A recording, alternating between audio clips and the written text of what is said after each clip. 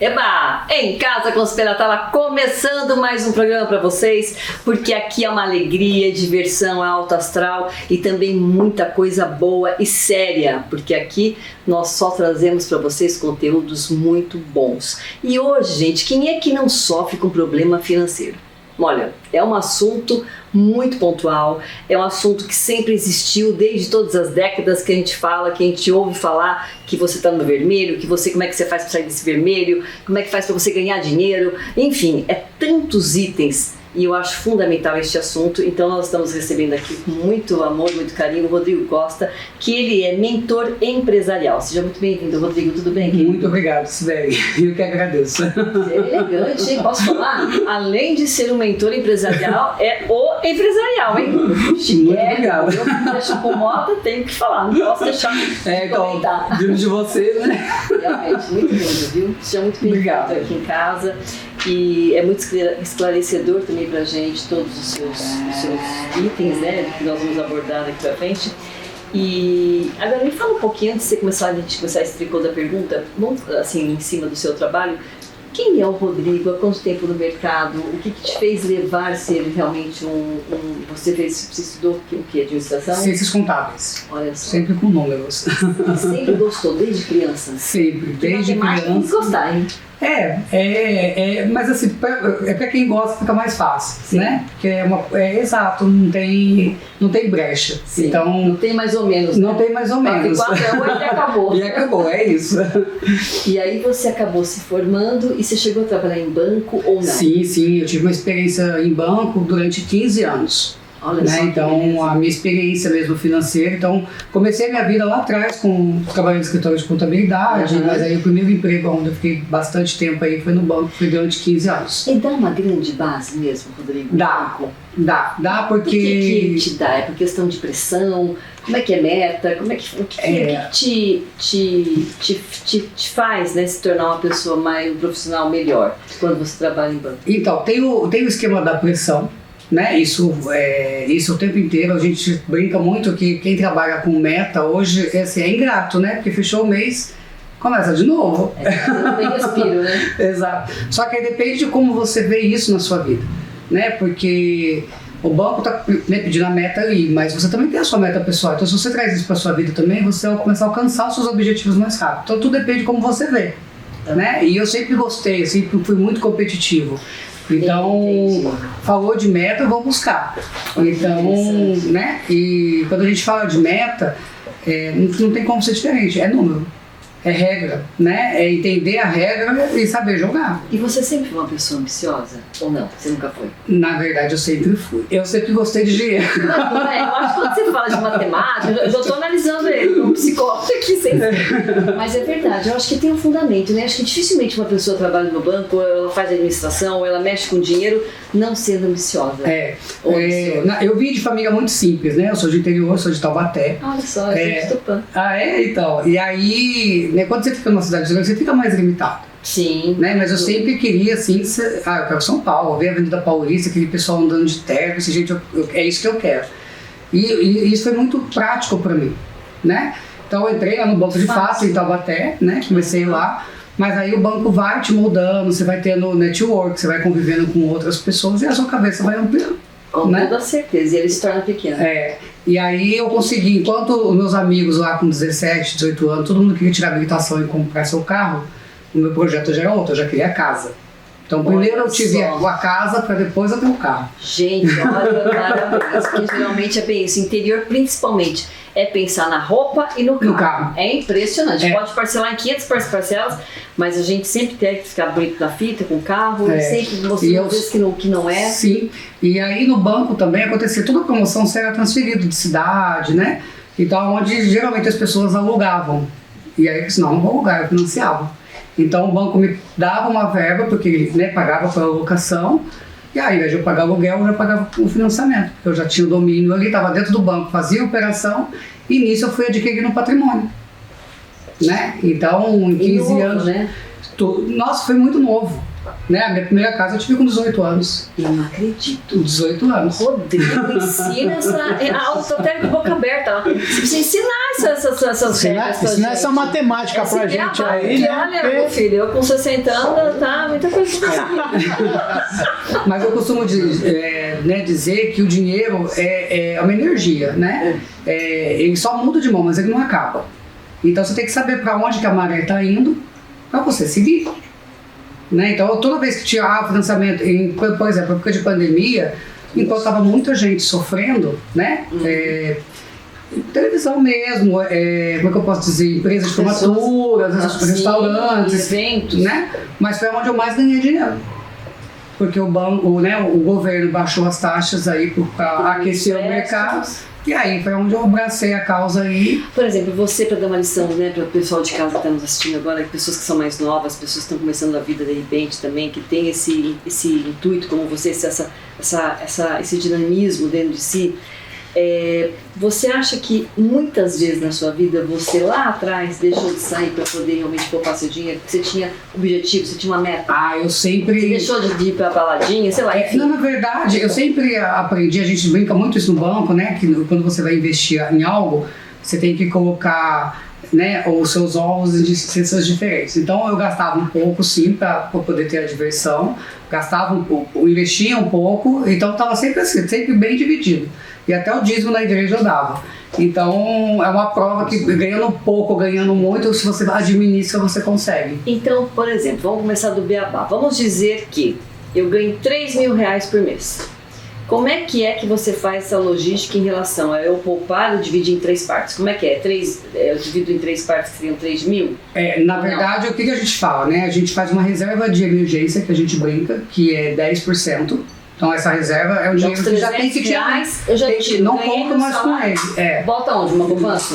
Na verdade, tem vários investimentos. Certo. Né? Eu prefiro a previdência privada. Porque é um dinheiro que eu não quero sacar. Se eu colocar na poupança, tudo que é muito fácil, a gente primeiro coisa de vai sai fácil. Então, colocar né, o brasileiro ele tem uma cultura de ele não guardar dinheiro, mas se ele tiver boleto, ele paga. Né? É uma dinâmica que funciona muito bem no país. Tá. Então você fala assim, eu vou guardar dinheiro. Não adianta, você guardou dinheiro, mas aí chegou o final do ano, é uma viagem, os amigos vão, vou tirar e vou. Né? Vou comprar uma roupa, porque então, a gente é assim. Bota na previdência. Eu coloco na previdência. Deixa lá, esquece. Deixa lá, esquece. Porque justamente a ideia é que aquilo me complemente lá no futuro. Porque eu não vou poder contar com aquilo.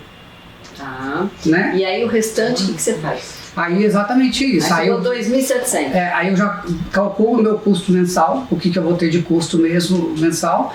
E eu já vou também me dedicando a estudo, uma parte eu gasto com estudo, uma parte eu gasto com saúde mesmo, com academia, essas coisas que eu também gosto bastante. E aí nisso eu já consigo diversificar os meus gastos. Então eu sempre sou muito metódico com relação ao dinheiro. As pessoas até falam... você deve ser muito organizado. E eu sempre fico estudando. Demais, porque eu não sou assim. Eu não consigo ser assim. E muitas vezes eu não gasto nem tanto comigo assim, mas eu vou gastar.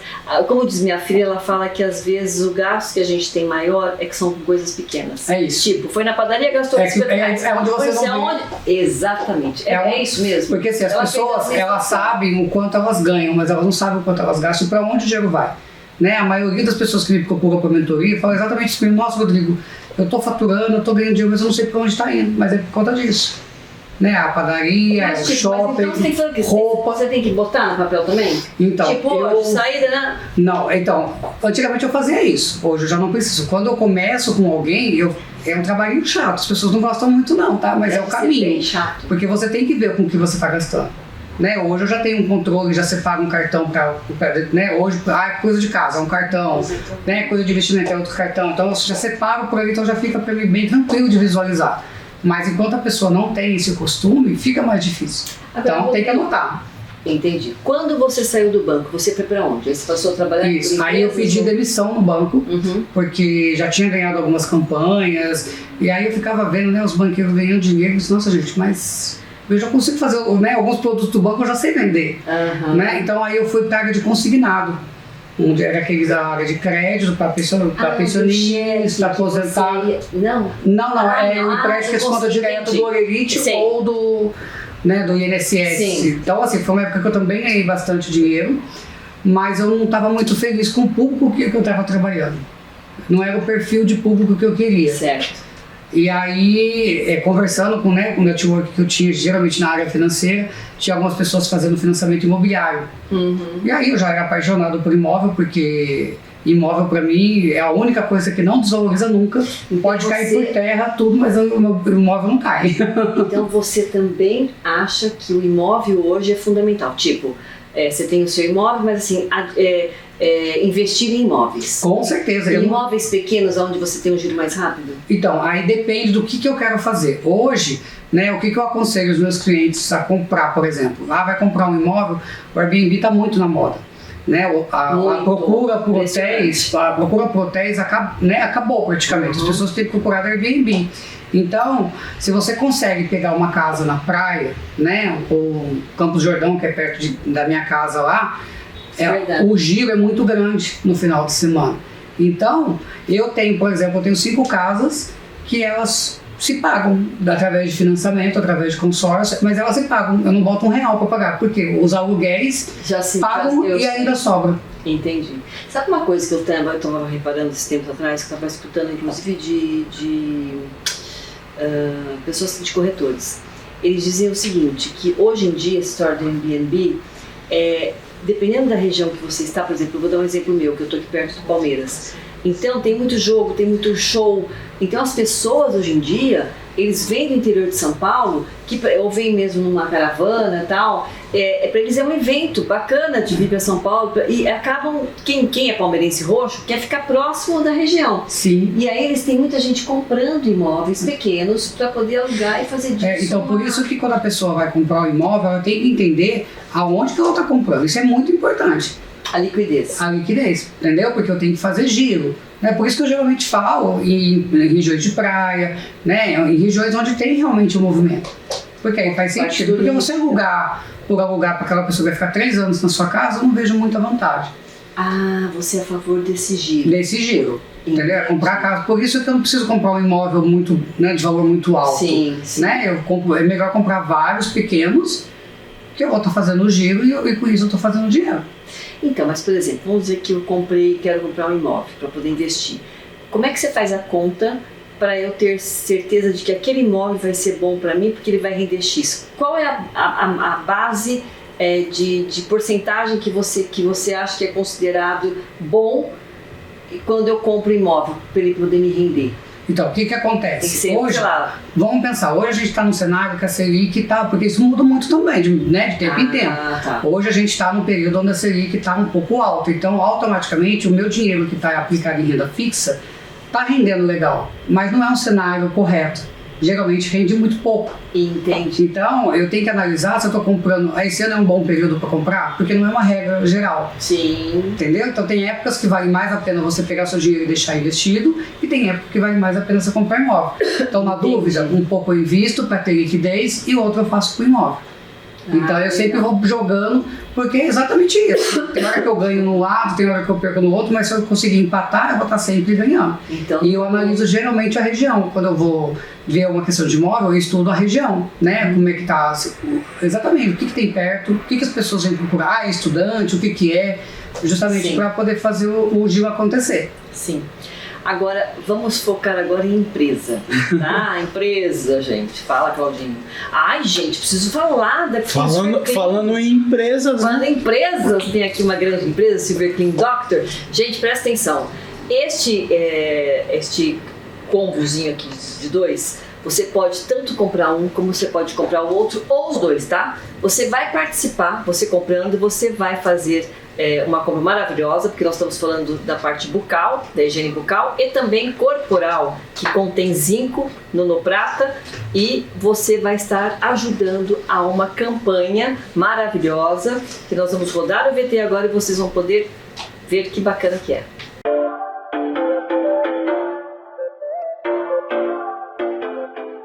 Silver Clean Doctor, o desodorante 3 em 1 que te protege por até 12 horas. Imunozinco, o suplemento mineral que te protege de dentro para fora. Desenvolvedora desses 2 produtos, a Ética do Brasil está lançando a campanha Bem da Madrugada. Acessando o site www.imunozinco.com.br, você adquire seus produtos e, ao pagar, 10% do valor é revertido para o Instituto Somando Mais Ações. Acesse www.imunozinco.com.br, adquira seus produtos e ajude a transformar vidas. Campanha Bem da Madrugada, uma iniciativa ética do Brasil, nanotecnologia. Boa, viu só? Faça também a sua comprinha, gente. Você também, né, Rodrigo? Esse eu tenho em casa, sabia? Esse aqui eu tenho. Esse eu não tenho, esse eu não tenho. Pois é, isso aqui é o bucal.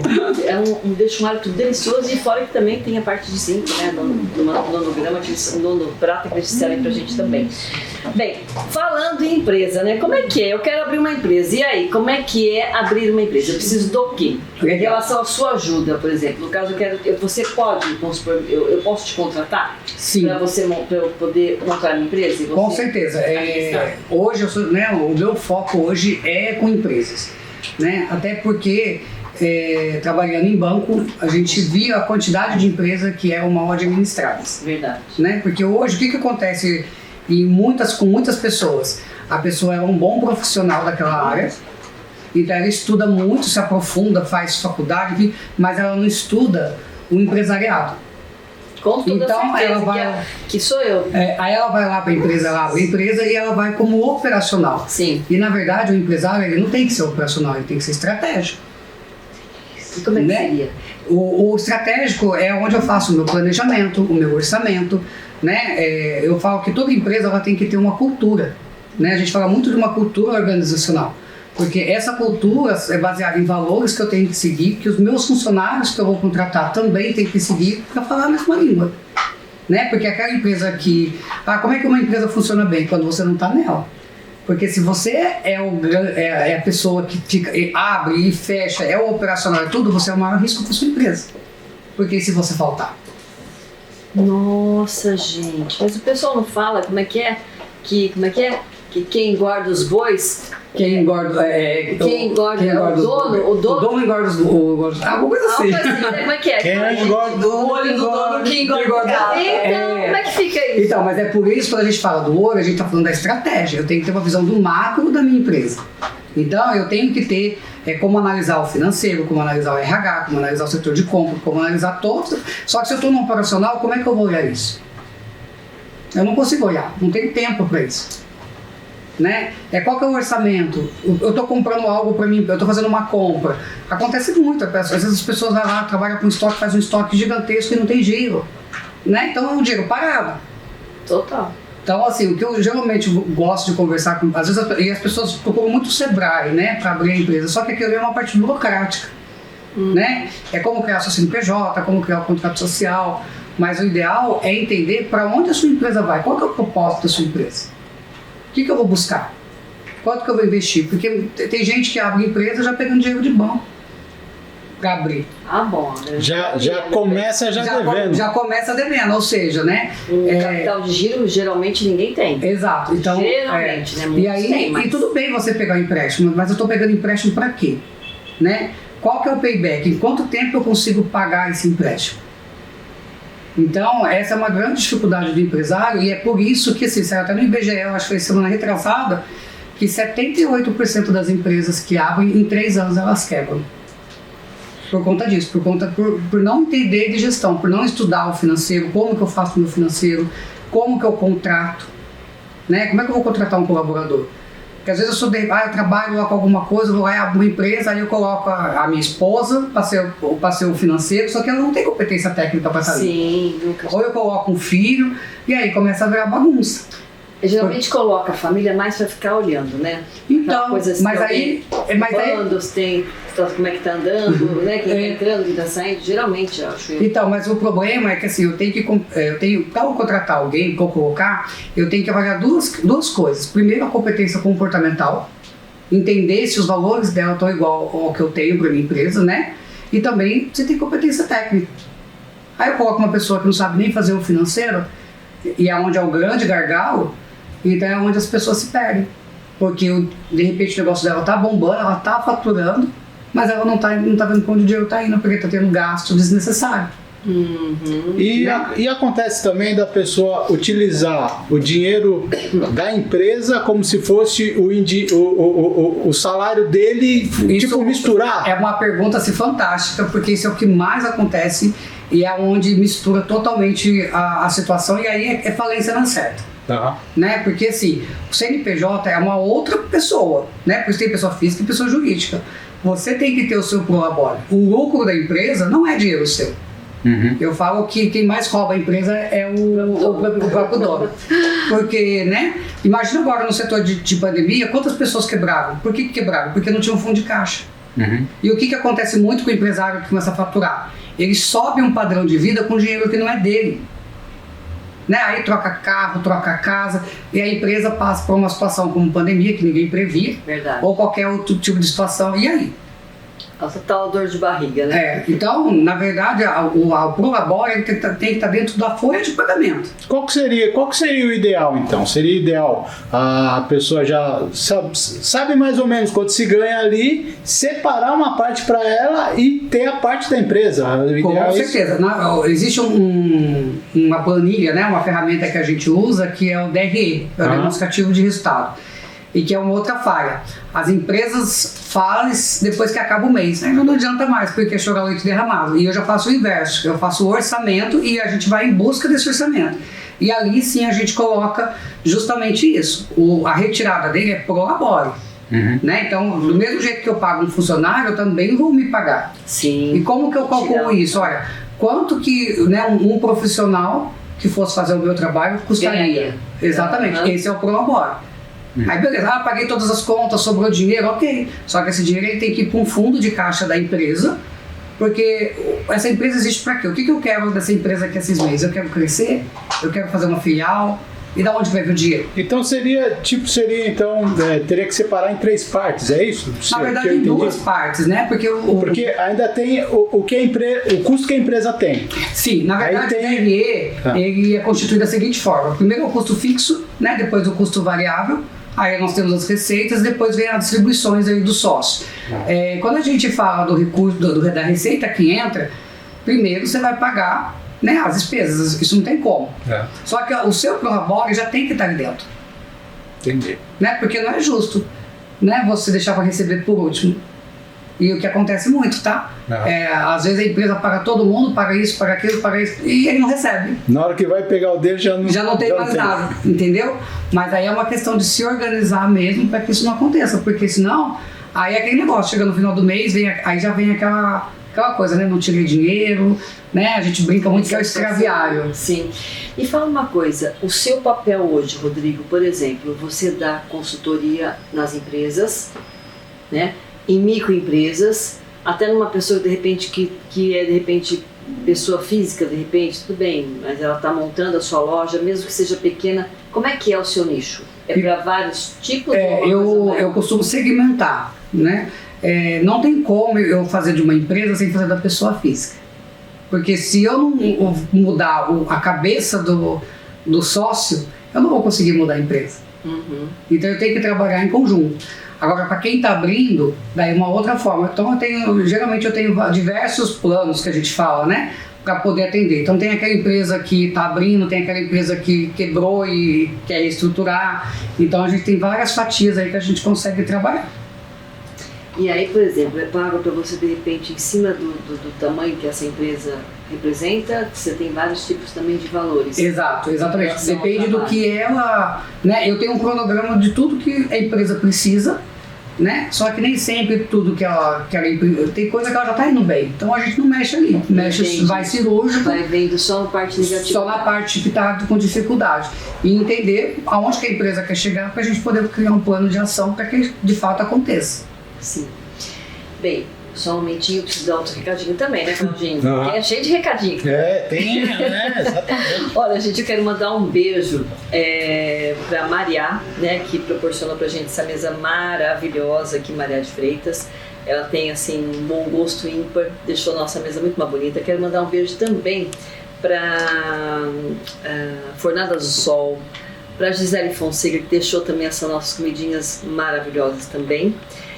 Mandar um beijo também para a nossa querida Ana Paula, que está me vestindo com roupas maravilhosas da Esmeralda Store, lá do Tatuapé. Quero mandar um beijo grande também para ela.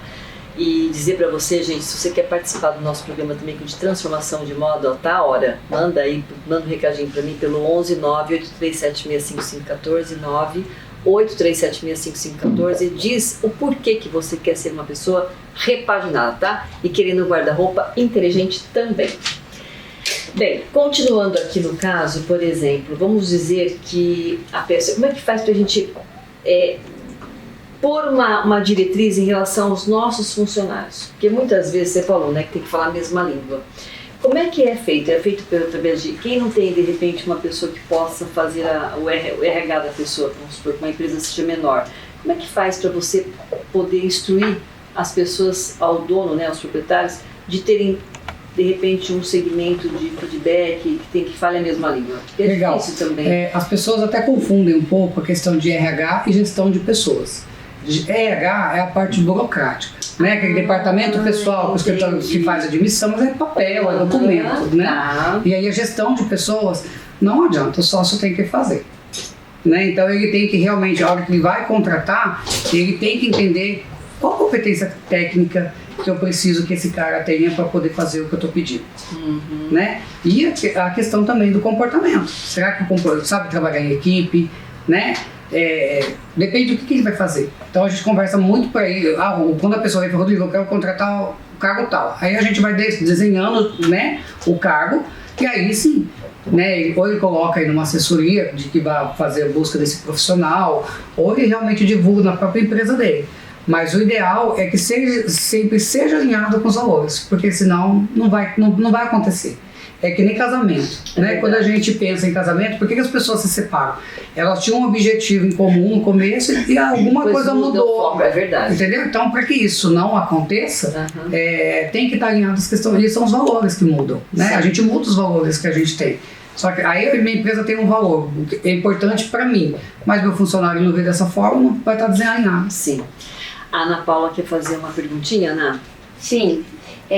Rodrigo, existe essa transição, né, da CLT, que a maioria dos empreendedores sai da CLT e vai empreender. O que você daria de orientação para quem faz isso, né? Eu fiquei 12 anos trabalhando como CLT e depois passei para empreender. E as dificuldades realmente é tudo que você relatou e um pouco mais.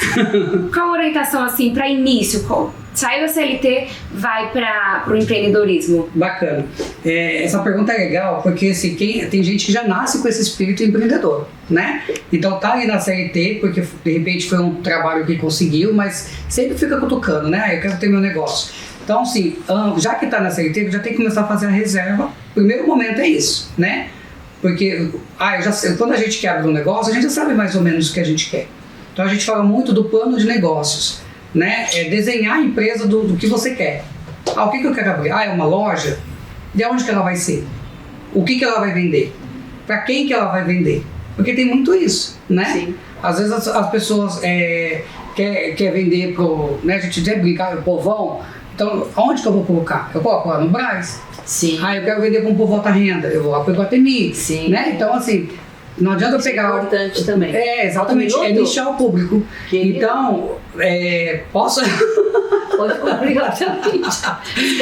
E aí, a orientação que eu dou é justamente isso, é fazer uma avaliação dos seus valores, né, do que você quer buscar, quem é o público que você quer buscar, justamente para desenhar esse plano de negócios. Porque aí fica mais fácil, depois esse estudo de viabilidade na mão, você sabe para onde você vai. Nossa, perfeito. Rodrigo, quero você mais vezes aqui. É o máximo, amei. Deixe seus contatos, por favor, e muito obrigada. Imagino. Bom, eu tenho um Instagram, né, que é o R Costa Finanças. Então, tem conteúdo no YouTube, tem bastante coisa, bastante dicas, mas pelo Instagram a pessoa já consegue buscar tudo e mais um pouco. Quero mandar um beijo também. Fala de novo, por favor. R Costa Finanças.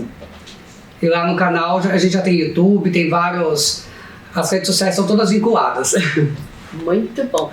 E ó, gente, quero mandar um beijo pro Paulinho também, pro Paulo Fonseca Bárbaro, que foi quem fez a ponte aqui com o Rodrigo, pro Beto também. E ó, entre nas nossas redes sociais, Rede STP TV. Beijo. Tchau, tchau.